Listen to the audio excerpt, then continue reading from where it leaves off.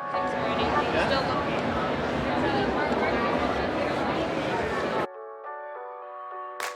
wonder what's up over here.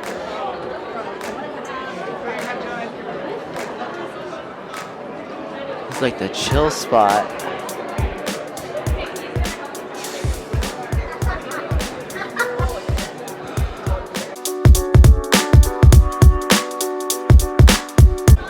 Panel room? Huh.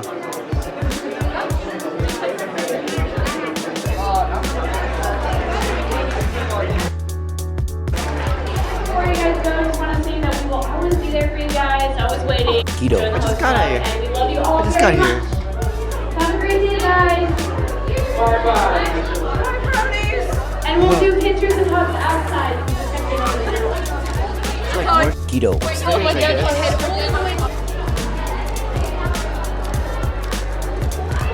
Yes.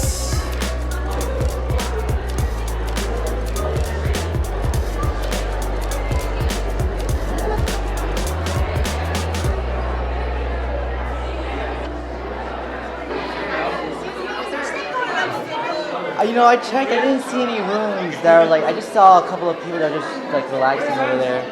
Yeah. And I just went in that room when it just finished, so I was like, what?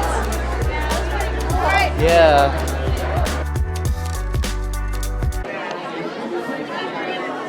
Oh, excuse me, miss. Is there something like a panel room gonna happen upstairs?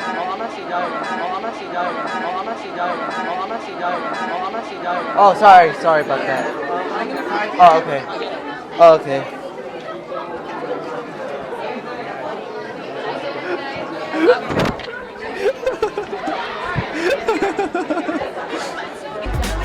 there another scheduled panel room? Oh, okay. Do you know when the next one will start? Oh, okay, cool.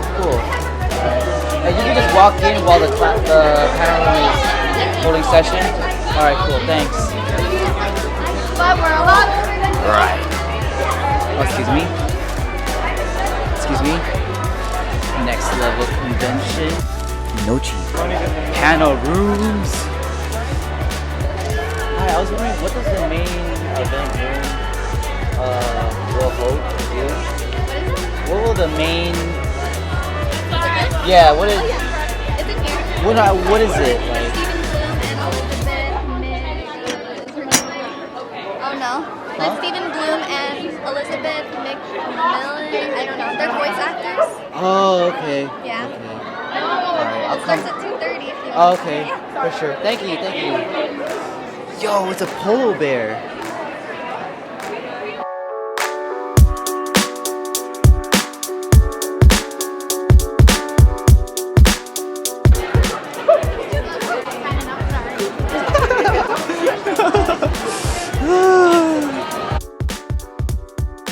Yo! That's crazy! Scorpion says something. Poison is yellow. I gotta save the battery. This looks like a person. Oh no, you're good. Alright.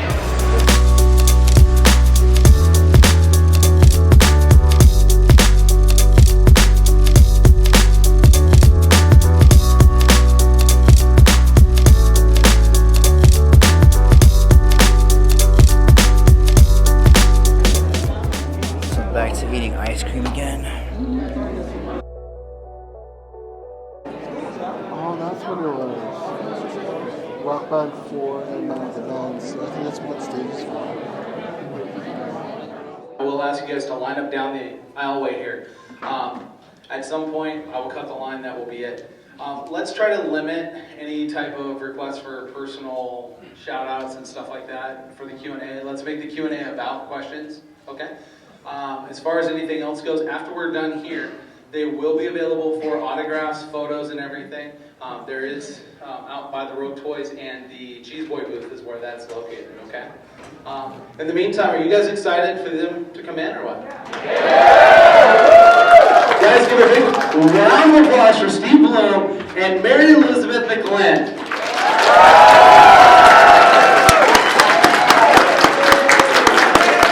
Gonna set my soul on fire. I love when she sings, Mom, baby. Oh, baby, Oh, yeah. oh, I'm feeling it deep inside. oh, I hope you are too. I feel like we're under investigation of some sort. There's an interrogation going on. I wasn't there. It wasn't me. It was the one-armed man. So how you guys doing? Doing okay? Yeah. We're very, very happy to be back in Las Vegas. It's been a while. Anybody in the room have absolutely no idea who we are? It's okay to be honest. Just in here to get a little sleep after last night. Yeah. Hey, what do you do? Who are you?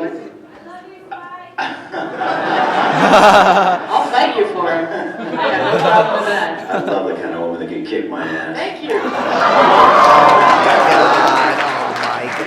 So I'm Steve. Yeah, I do the voice of, I did the voice of Spike many, many years ago in Cowboy Bebop. It lives on though, right? It seems to have a pretty good afterlife. No spoilers. No spoilers. No spoilers. It's only been 12 years since it came out, but no spoilers.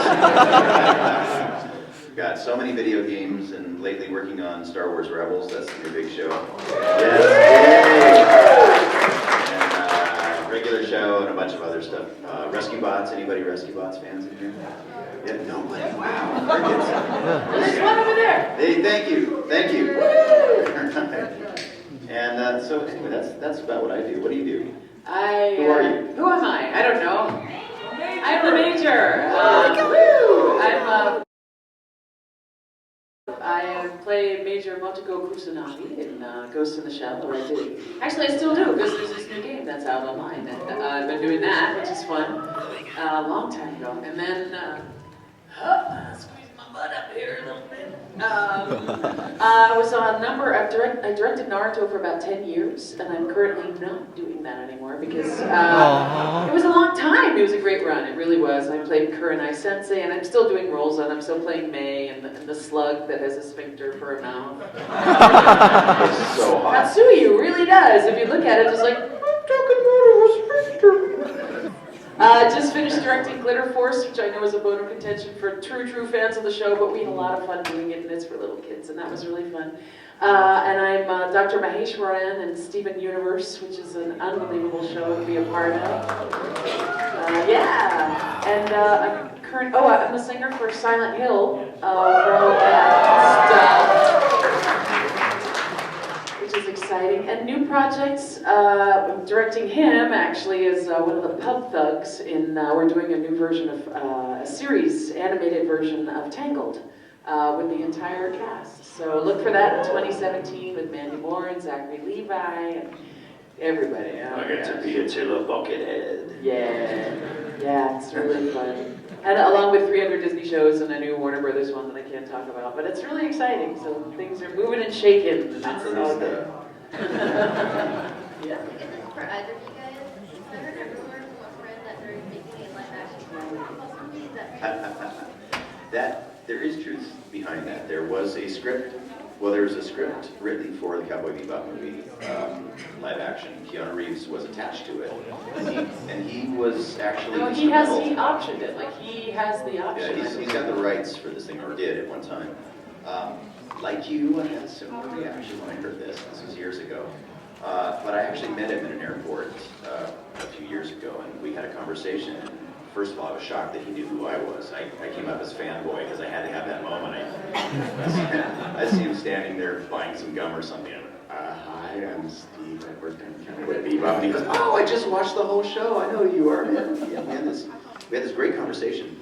But I was so impressed at how invested he was in the project. And looking at him, just looking at his body type, the tall and lanky body type, and the investment that he had like this childlike interest in the show. And for me, as an actor, if you have that kind of passion going into any project, I felt like he could have done a really good job.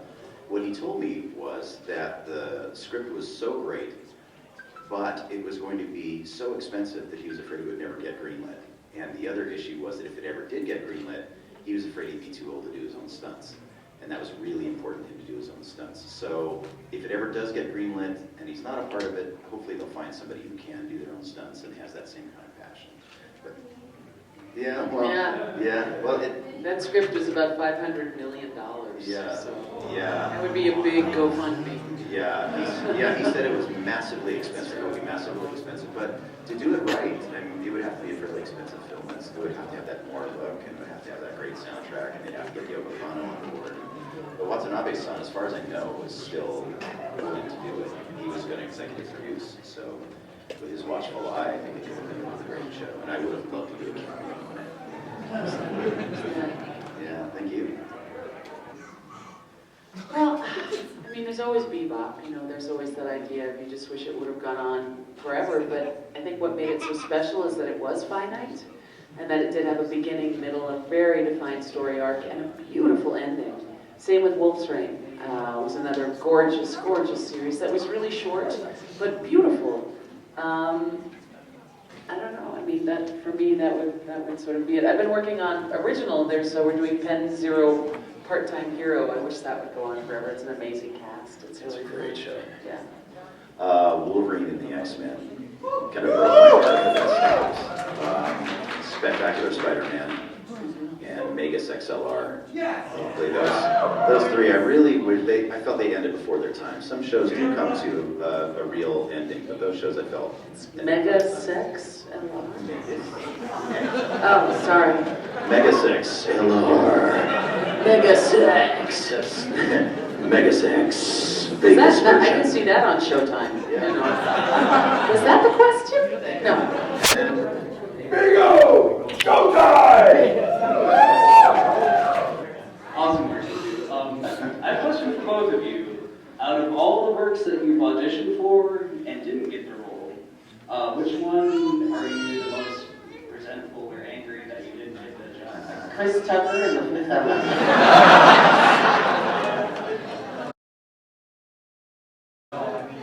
I don't live that way. I actually live in gratitude. When I talked about gratitude before, I meant that sincerely, is that if I don't get a role, one of my friends will probably book it. And so I cheer them on. So resentment, anger does not exist for me if I don't. Well, the only role that I thought I might be right for that I didn't book would be Batman, because it's right in my wheelhouse. It's the way I imagined Batman's voice to sound when I was reading comics as a kid. And then I heard Kevin Conroy, and then I heard Troy Baker's version, and I heard Roger Craig Smith's version. There's so many people who do it so well that I know that I couldn't have done it better, and then I could have done something maybe a little different. So I don't resent it, I don't even regret it. It just wasn't meant to be. So, thank you. Lean on the mountain, singing in the rain. I will sue. Sorry. So I'm a big fan, this was kind of going a while back, from Great Teacher Onizuka. And it feels like in that show, Steve voices like 75% of the characters on that show. So for both of you, I'm just wondering, what is it like when you have to play multiple characters? Is it an easier process? Is it a harder process? Having to do dialogue between, characters that you're playing? Well, I think in anime, you usually end up just doing one character first, and then you go to the next character and go to the next. What's really fun is an original animation is when I'm directing somebody that's actually talking to themselves. And I'll always say, do you want to do them separately, or would you like to just talk to yourself? I actually massively name drop. When I directed Sam Jackson in Afro Samurai, the game, he did Afro as a big drop, sorry. Whoa, Sam Jackson.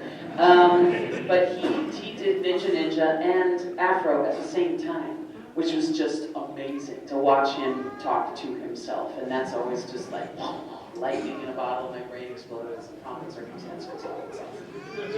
Well, yeah, I think it's fun to sort of talk to yourself. You just have to take a moment to sort of focus in on the voice, take a second. But if you can, bounce off yourself like you're playing tennis with yourself. No. And GTO was a really great example of that, because we didn't really have a script. They usually have what they call an ADR script. They had to improv the entire show. So it was really rough. And fortunately, I was a writer. I had a lot of experience writing for anime, so I did it on the fly, and I played multiple characters because they didn't have the budget to hire anybody else to do it. So when you're under that kind of pressure, it can be sort of intense. But I actually love it because I'm sort of schizophrenic anyway, so I talk to myself all the time. I catch myself doing it all the time. Yeah, so it's for me it's like a gas release for so that I don't explode. So that it's a very natural process for me because I do it in my car all the time. I talk to myself all day long. Yeah, it's fun. Thank you. Thank you, guys. All right, guys. So can I get a round of applause for this?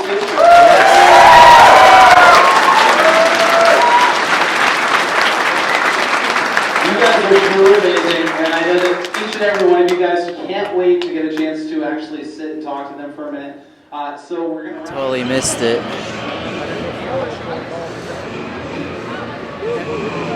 So what just ended was the cosplay contest, I think.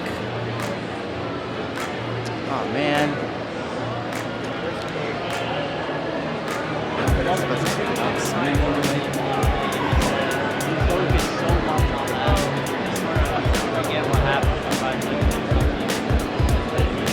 Everybody's still playing games. That's pretty cool.